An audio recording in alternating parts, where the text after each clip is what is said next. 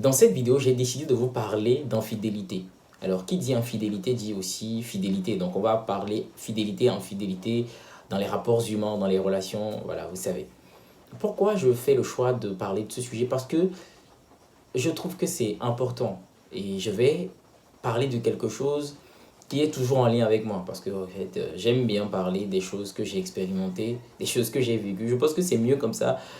Voilà, parce qu'il faut pas venir dire aux gens des choses que tu ne connais pas. Tu peux apprendre des choses et les dire aux gens. Mais moi, je trouve que c'est encore pertinent lorsque c'est des choses qui sont un peu liées à ton histoire. Et ça fait un peu authentique et unique, quoi. Ok, c'est un peu une sorte de marque, voilà. Et l'infidélité, je ne veux pas forcément dire que c'est quelque chose de mauvais ou de bien. J'aime pas vraiment être dans les étiquettes, ok? Parce que les gens auront toujours des raisons.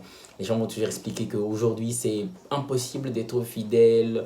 Voilà, si les gens sont infidèles, si les hommes sont infidèles, c'est parce que les femmes, si les femmes sont infidèles, c'est parce que les hommes, si... ce débat, voilà, il ne m'intéresse pas vraiment.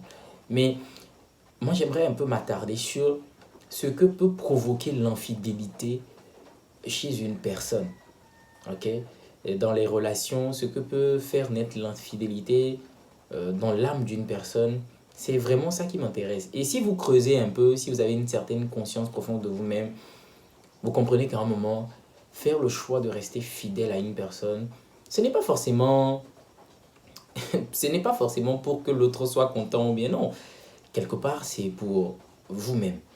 Et ça aide beaucoup. Et je ne suis pas dans les trucs de bénédiction, de tout ce qui est, voilà, de tout ce qui est religion, tout ça, chasteté, avant le mariage. Non, comprenez bien mon message. Vous savez, l'infidélité, c'est quelque chose qui détruit les gens. D'accord? Et c'est quelque chose aussi qui détruit un peu notre société en quelque sorte.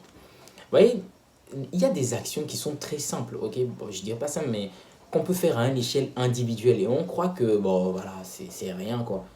Mais croyez-moi que quand vous élargissez, vous allez voir que ces choses se répertorient, voilà quoi, un peu plus sur les autres, un peu plus sur les autres. Après, c'est la famille, c'est la société, c'est le pays, c'est le monde. C'est comme ça que ça fonctionne.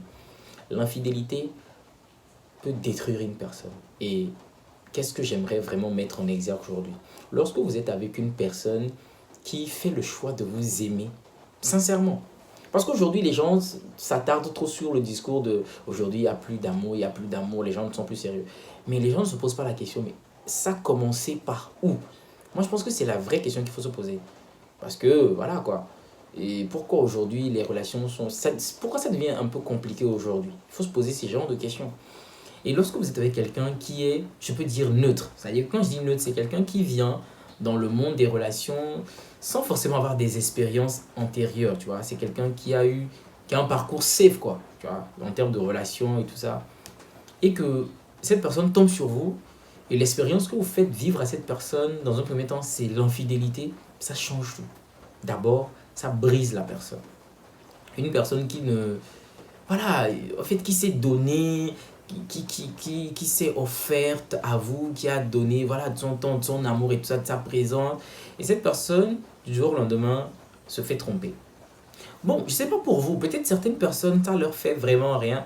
Mais moi, je pense que l'infidélité, c'est quelque chose de grave. De grave dans le sens où ça détruit une personne. Ça détruit la confiance d'une personne, l'estime d'une personne. Ça détruit même la perception que la personne a du couple, des relations. Et quand vous voyez des personnes qui aujourd'hui dégringolent dans leur vie, c'est comme ça que ça a commencé pour ces personnes. Aujourd'hui, quand vous voyez des personnes qui sont complètement immunisées, et moi ça me choque, des gens qui disent que voilà, l'infidélité, ça me fait rien, de toutes les façons, tout le monde trompe, de toutes les façons, ces genres de discours me choquent toujours.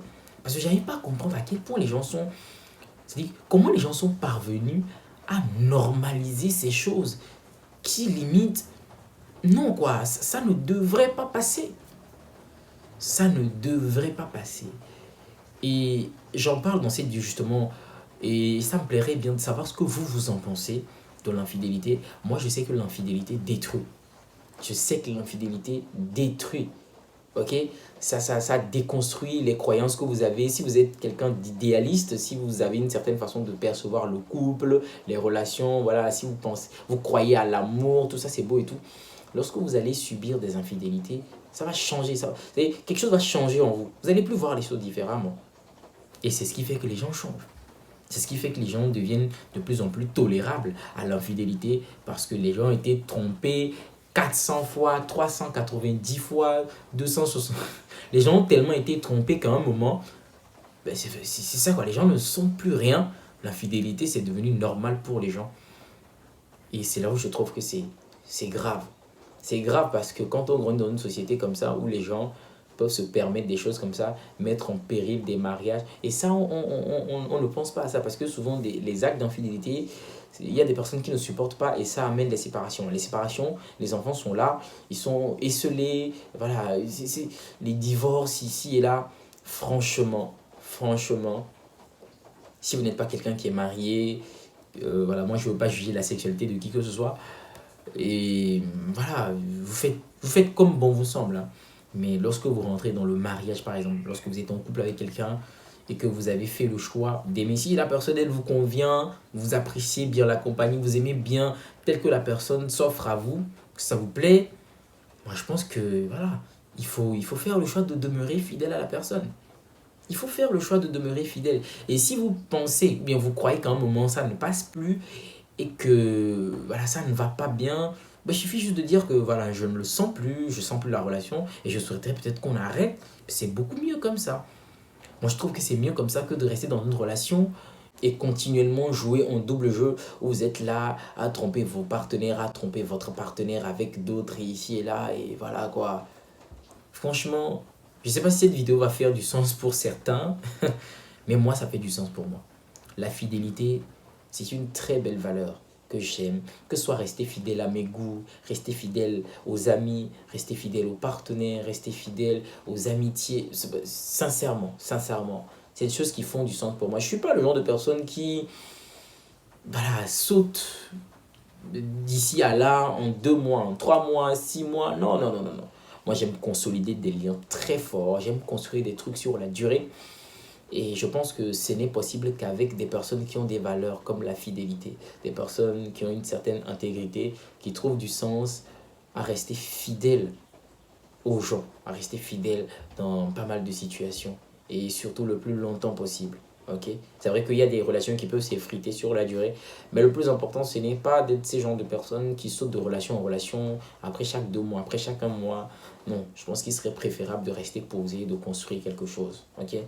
Les amis, je sais que vous le savez déjà, l'entretien pour les personnes qui sont intéressées, ok, privé pour discuter avec moi, on va parler, on va essayer d'aborder certains sujets, des problématiques qui vous sont proches, ok, dans votre vie. Si vous voulez que je vous apporte de ma lumière, ok, de mes connaissances, c'est possible, c'est dans la période du 12 au 19 septembre, bien sûr, ok.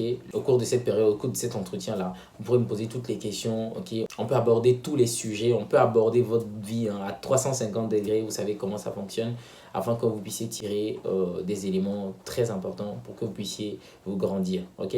Je laisse là un numéro qui s'affiche comme d'habitude, c'est le numéro WhatsApp, vous écrivez, ou en description, vous voyez le lien, vous envoyez un message, et voilà, on va vous programmer et on va le faire. D'accord. Les amis, c'est tout pour aujourd'hui. J'espère que mon message, voilà, il a fait du sens pour quelques-uns. Si c'est le cas, je me réjouis. On se dit à la prochaine dans une nouvelle vidéo.